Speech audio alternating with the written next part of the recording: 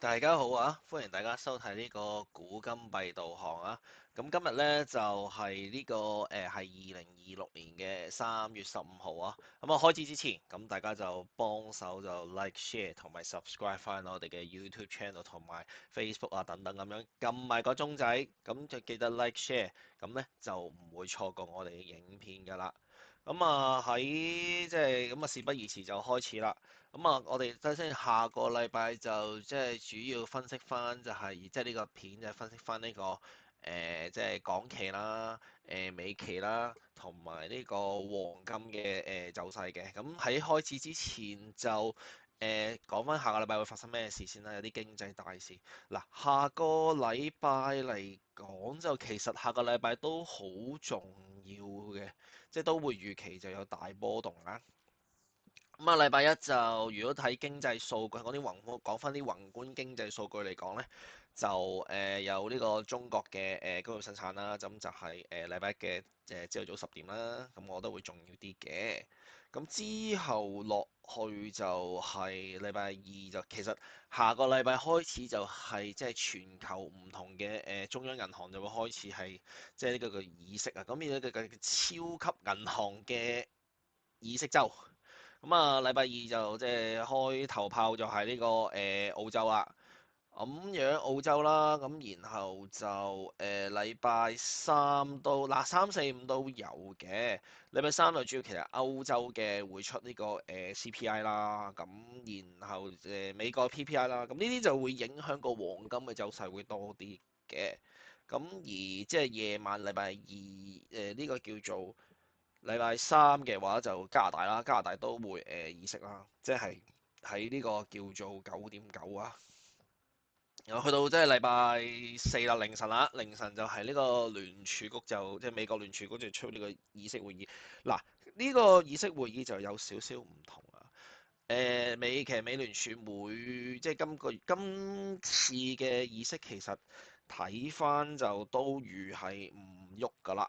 咁但係即係美聯儲嘅議息會議就如果係3、6、9、12呢，咁咧每一季都會出一個類似咁樣嘅一份文件啦，我哋叫 Economic Projection。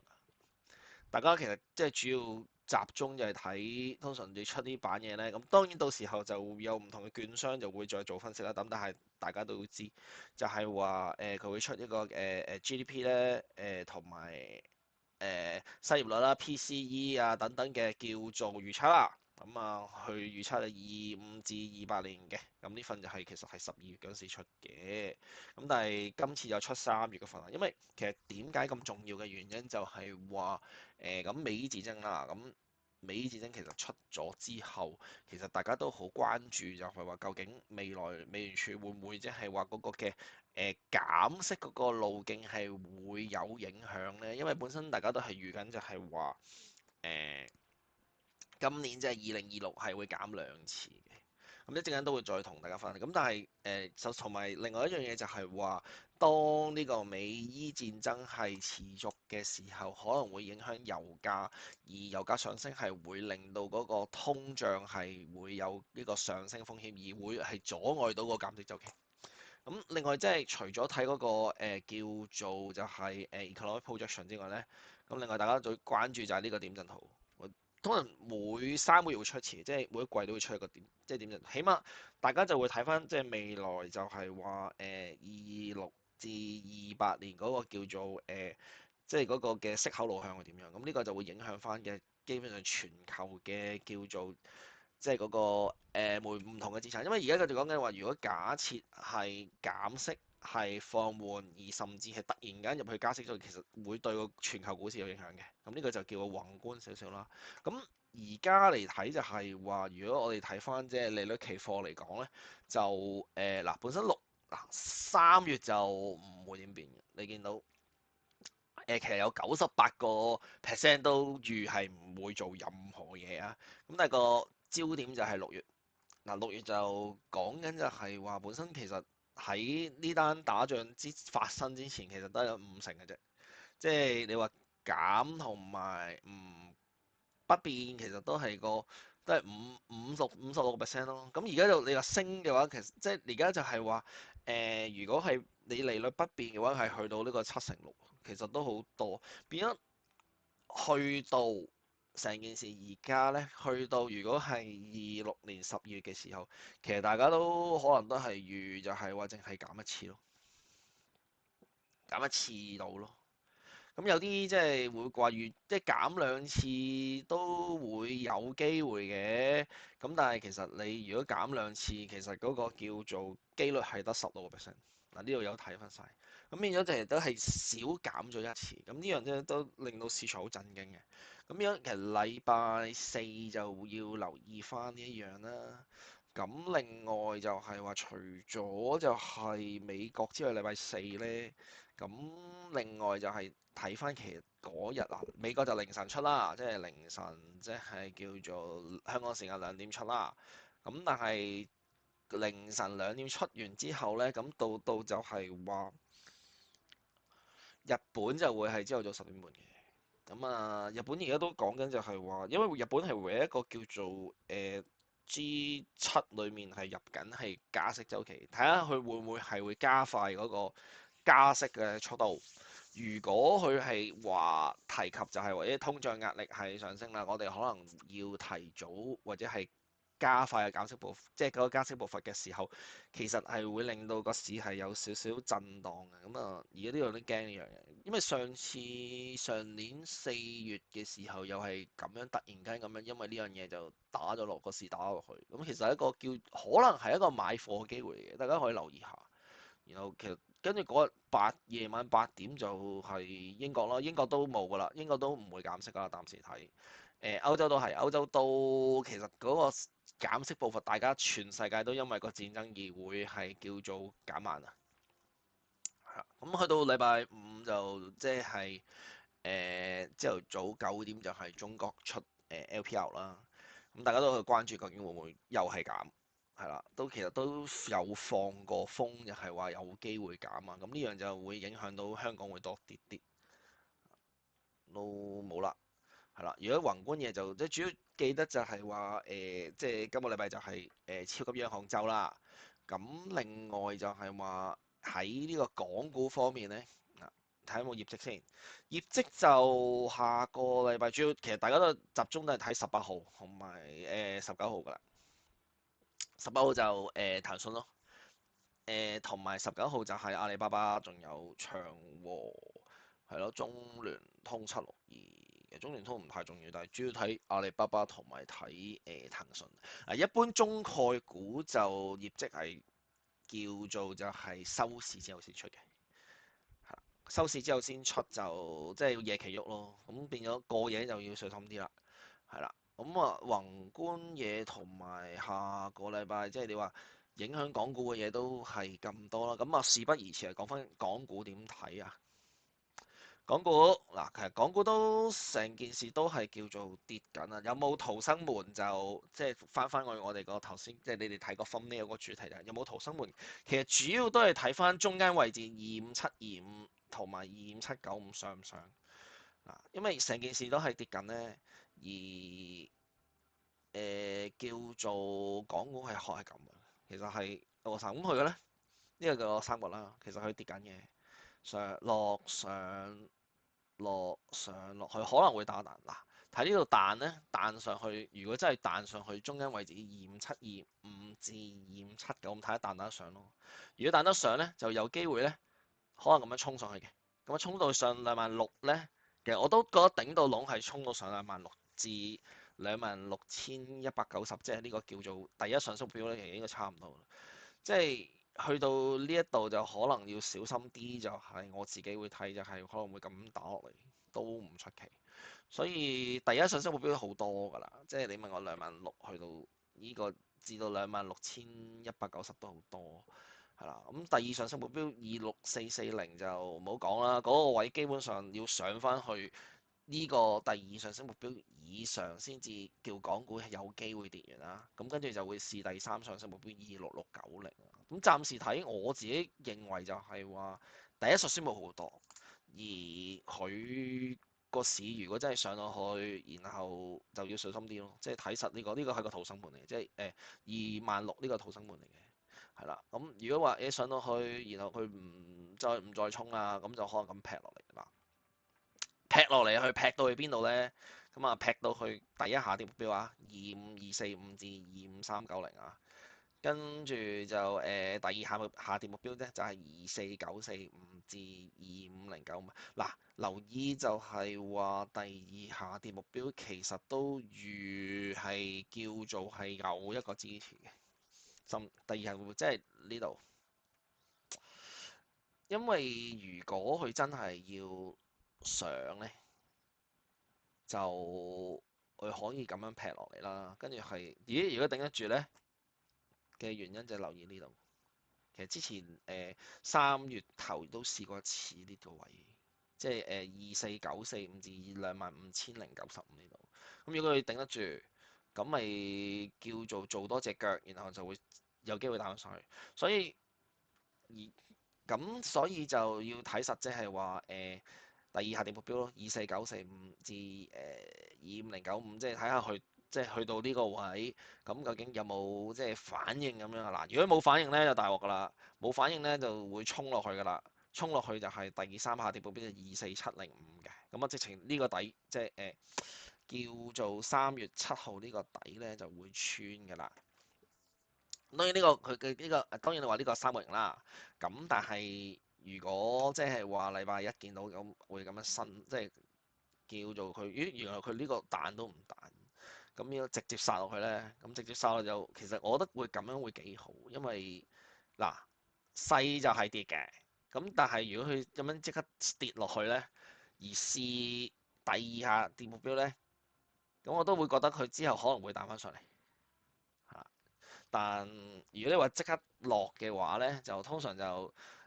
我自己就唔會話係高即係追嘅，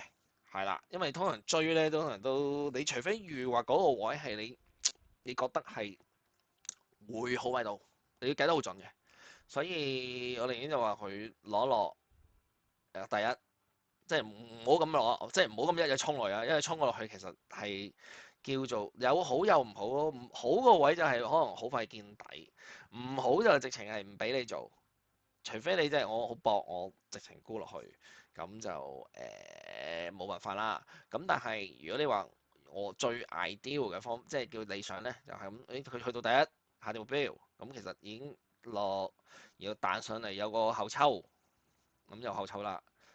即係呢個三元破咗啦，咁有個後抽，然後咁樣落咧，咁你可能即係佢會俾位俾你咧去做一啲淡倉嘅，係啦。咁啊，所以下個禮拜就留意翻就係第一上升目標咯，即係26,000至26,190，同埋最多第二下跌目標24,945至25,095都。如果你話行嘅話，你最差情況頭先都講啦，18、19號就話9988同700出業績啊，咁最遲都可能係18、19號行先行，飲啖水先。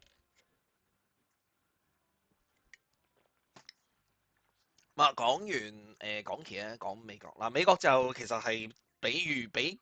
香港差嘅。其實你見到就係佢已經即係之前喺禮拜五嘅時候咧，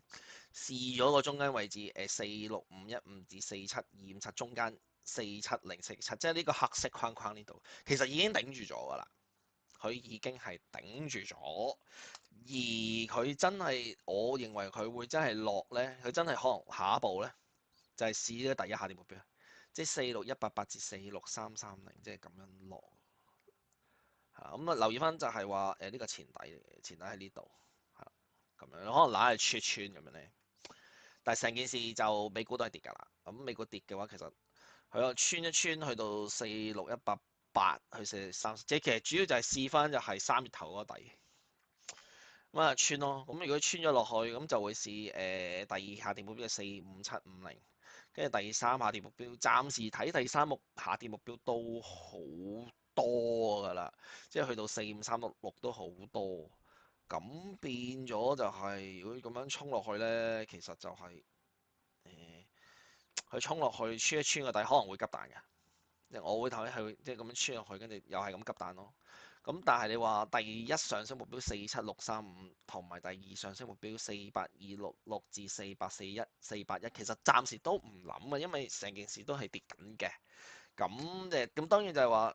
要擺就擺就要擺出嚟㗎啦。咁但係我暫時自己會就係留意翻就美期都係個淡勢咯。咁你淡勢就唔會亂咁就係、我自己就唔會亂咁就係、叫做就係 call 上去。所以要小心少少，睇下佢下面試晒啲位先好諗，係啦。同埋成件事都係跌緊嘅，係同翻另外港期就你見到247啫，咁但係如果你話真係叫做再落係有機會穿，但係其實24,400係一個關鍵位置嚟嘅，咁樣就我會預嗰度會有反應咯，係啦，講翻啲係啦，唔記得漏咗，唔記得講，係啦，講翻先，係啦，咁講美國就都係跌㗎，但係美國係會暫時睇就係比港期係弱，而係會跌得快。好啦。講完個恆指，講完個道指之後呢，最後講金啊，金就回應翻就係頭先嗰樣，其實都係跌嘅，即係成個勢都係你見小時圖都係一個跌勢啊。咁而都係嗰句咯，即係其實佢你見到就係話咁樣落咗落嚟，然後上嗰口呢，呢度其實已經破咗落嚟嘅，即係去到第一上升目標其實5104至5130已經係有阻力啊，跟住就一嘢同你爆呢個中間位置5070啊。咁有人就係即係好好奇咁樣就問一問啦，即係話問大家研究下，就係話究竟5000係會唔會穿嗱？我自己覺得就5000會穿嗱，穿嘅原因呢，就係因為嗱都係嗰句咯，前底喺呢度，前底喺呢個叫做4996啊嗰度啊。即係第一下跌目標就499，而家其實成件事就係挑戰緊個第一下跌目標啊，4995至5040啊，所以我覺得會攬嚟穿一穿嘅，即係攬嚟穿一穿咧，咁直情就係可能懟到落去第二下跌目標4928至4959噶啦，即係所以你問我會唔會穿5000咧？我自己認為都會穿5000有機會，因為其實你見上個禮拜五嘅時候。你最低都係5009啊嘛，